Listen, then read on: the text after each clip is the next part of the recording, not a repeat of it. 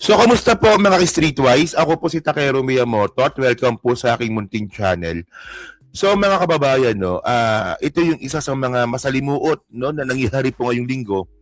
Kung tutusin, ayoko na pag-usapan to eh. Yun nga lang kasi talagang hindi ko talaga may iwasan hindi pag-usapan to. Yung nangyari po kay Saldi ko. Kasi naman, may umako ng may umako ng kasalanan eh. So, pag-usapan natin yung umako ng kasalanan. Oh, so ano ba nangyari? Ito na yung nangyari. Si Saldi ko po ngayon nasa France. Tama ba? France ba? Nasa France ata. Basahin natin na. Ang France nga, Palas, Saldi ko seeking asylum in France for political persecution. Wala na. Boring na. So ginaya na po ni Saldi ko yung ginawa ni Harry Roque. So maybe it would take more months or maybe a year para mapauwi si Saldi ko. Parang ginawa ni Harry Roque, ganun. At malamang baka worst case scenario mga kababayan, kung makakaroon nga po ng application ng asylum si Saldi ko, baka gayahin niya rin po si Harry Roque.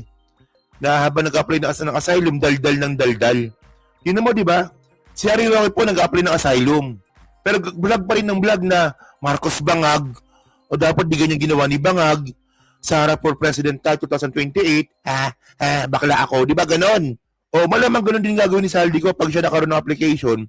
Baka mag-vlog-vlog din yan na ang Marcos administration, ang totoo magnanakaw sa history ng Pilipinas. Malamang fucking bullshit, man. No?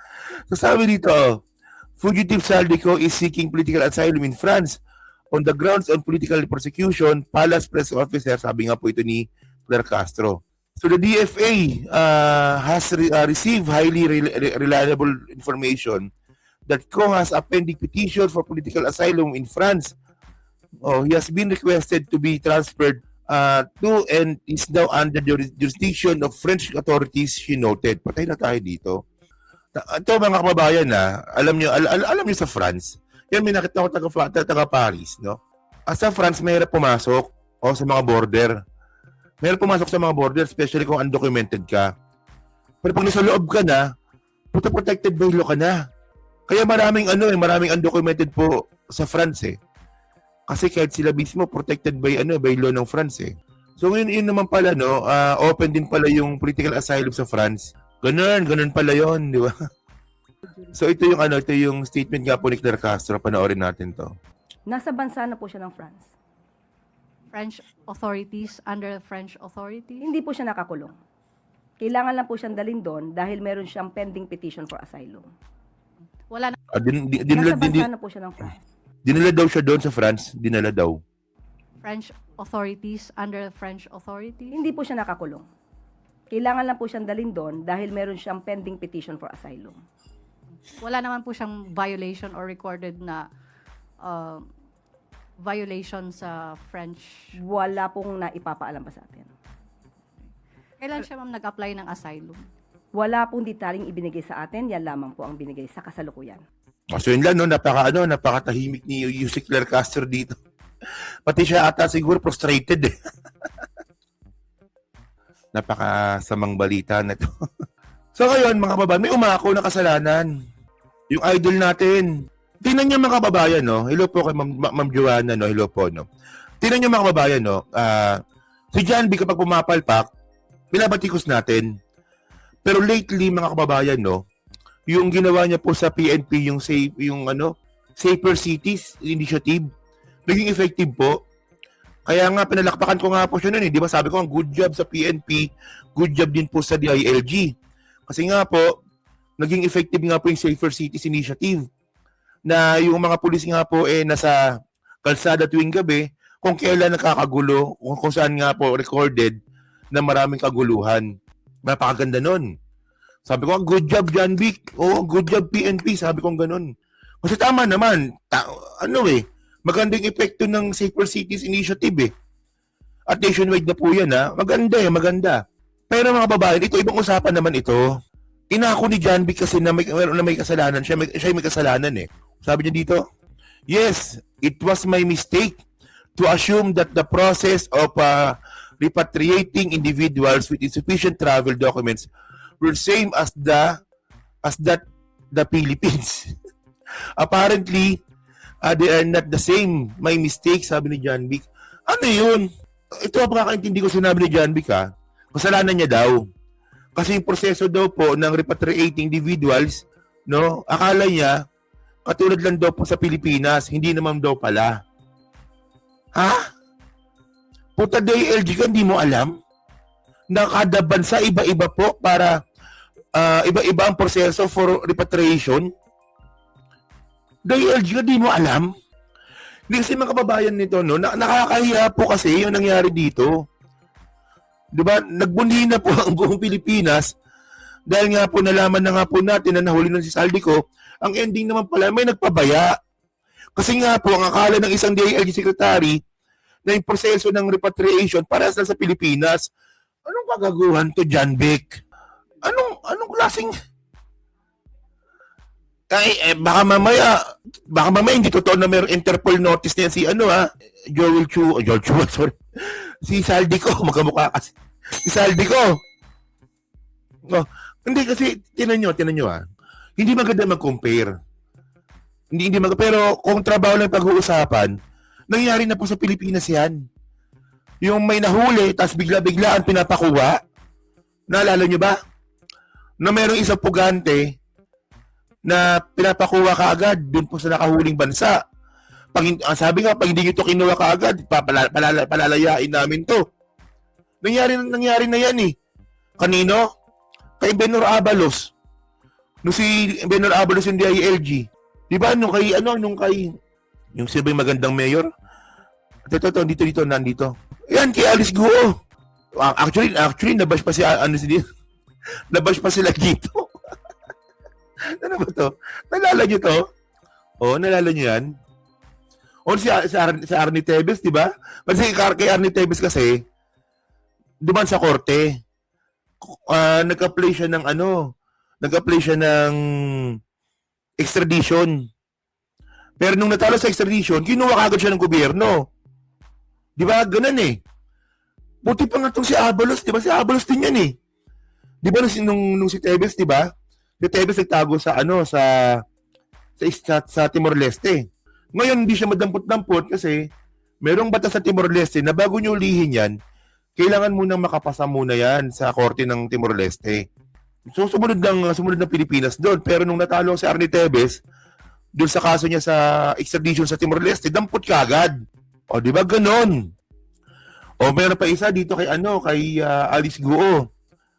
O, si Alice Guo, mga kababayan, nung nahuli po, yan sa Indonesia ata, no? Kung di ko nakakamali, sinabihan niya ng yung gobyerno natin, kunin nyo na kagad dito kasi meron kaming batas dito na hindi pwede tumagal sa kulungan to. Anong ginawa ni Benor Abalos? Puta, naghanap ng eroplano, private na eroplano. Tumawag sila ng mga contacts. Sir, ma'am, kailangan ko ng eroplano, kailangan ko pumunta. Dadamputin namin si Alice Guo. O pati yung eroplano, di ba, nabash din yung eroplano nun na ginamit ni Abalos. Kasi daw, private plane daw po yun. Nasasabing bawal daw. Tinan yung mga kagagawa na yan. Pero ang point natin dito, tinarabaho po ni Abalos yan. Para po ma-aresto si Alice Guo. Yun nga lang, nabash po sa picture po na to. Si Acorda ba to? Sa Acorda to, no? Yung PNP chief niya, no? Na nagpa-picture. Hindi, pero okay lang. Sa akin, okay lang na meron silang picture na ganyan. Importante, nahuli. Kasi naman kay John Vic. Nahuli na po si Saldico sa SEC. No, so ang kailangan lang talaga doon, isang mabilisang trabaho ng gobyerno na kailangan mo pumunta sa SEC Republic para arestuhin si Saldico. May ginawa ba? O meron, inabot ng isang linggo. Hindi nakalaya na yon. Marbil. Marbil pala, si Marbil. Thank you po, Marbil. Oo. Di ba ganun eh? O dapat nung nalaman nung natin na si Saldico po ay nasa kustodiya ng Czech Republic because of walang passport, denied yung passport, dapat ora mismo naghanap na kagad ng eroplano. Tara na, pumunta na tayong Czech Republic. Pinag-aralan dapat yung batas ng Czech Republic kung gaano lang katagal pwedeng i-detain gaano katagal lang dapat i-detain si Saldi ko doon. And then, syempre, maghanap agad ng eroplano or kaya meron tayong embassy, di ba, sa Czech Republic, utusan. I-maximize yung kapangyarihan ng embassy. Anyari? Ano sagot ni John Vic? Pasensya na, kasalanan ko. Kasi ang akala ko, yung repatriation sa ibang bansa, katulad sa Pilipinas, di puta, talaga. Anong klaseng? Napaka-frustrating masyado nun. Napaka-frustrating. Bilang DILG secretary, inakubo ng kasalanan. Ang pangit pa ng dahilan. Akala kasi namin parehas lang sa Pilipinas, sa ibang bansa. Anong klase? DILG ka, hindi mo alam yun? Na kada bansa, iba-iba po yung proseso ng repatriation. Ay, Diyos ko. John Vic, tapos gusto pa magpresidente. Tingnan nyo ha. Nasabi ko naman, di ba, nung isang araw lang, makita nyo mo sa Facebook ko eh. Pinost ko po sa Facebook yan eh. Yung achievement ni John Vic na sinasabi ko, oy, good job John Vic ha, good job ka dito. Kasi effective yung ginagawa mo na Safer Cities Initiative. Effective talaga. Okay, sige, okay, palakpakan. Pero dito, palpak ka talaga dito. Nakakahiya dito. Nakakahiya sa amo mo, nakakahiya sa presidente, nakakahiya sa sasabihin ng Pilipino. Kita mo nga, di ba, si Abalos na nagawa niya ng paraan eh. Nung kay Alice Guo, di ba, kasi alam niya hindi niya pwedeng i-asa ito sa DFA. Teka lang nga, pa sa DFA tayo, puro usap yan. Pag DOJ, medyo matagal yan. Tayo na pumunta, sabi ni Abalos. Tayo na gumawa ng paraan para ma-aresto si Alice Guo. O, di ba? Wala man lang ganong instinct wala man lang ganong klaseng instinct si John Vic Rimulyan na teka lang nahuli na si ano. Kasi ako ganun kagad una ko naisip eh. Nung sinabi nahuli, sabi ko, okay, nahuli si Saldi ko. Ang tanong, gano'n siya katagal pwedeng i-detain? Kasi lalaban yan si Saldi ko. Especially may pera yan. Lalaban yan. Gaano katagal siya pwedeng ma-detain sa Czech Republic? Kasi pag nakatakas na yan, back to zero na naman tayo. Dapat meron ganung klaseng instinct dapat si Rimulya na, ay, teka lang, nahuli na. Pag tumawa, galing-galing tumawa, no? Kapag magpapresko, ang galing magpapreskon. Pero wala siyang ganung klaseng instinct na, teka lang, nahuli na si Saldi ko. Gaano katagal siya pwedeng ma-detain doon? Kaya ba ng Philippine government na pumunta kaagad ng ganung kabilis para damputin na si Saldi ko? Kung hindi kaya, maximize natin yung embassy. Tama, di ba? Ganun dapat yung instinct, DILG secretary ka. Hindi yung pag napapreson ka, ang galing-galing mo. Pero sa trabaho, Diyos ko, ayoko sabing inutil, pero yan na. So yun mga kababayan, so kayo po, ano naman sabi nyo nga po dito sa kapalpakan nga po ni John Vic Rimulya. Palpak talaga, palpak talaga. Yun ang pagkaiba ng abogado sa abogago. So yun, so comment lang po sa baba at binabasa ko pong lahat yan. At syempre, yan po sa Team Replay, no? So palike, pa-subscribe, di makalabisan. Pa-share na rin po ng content natin ngayon, no? Okay? So thank you mga kababayan. Kita na lang ulit tayo siguro mamaya. Kasi nga po,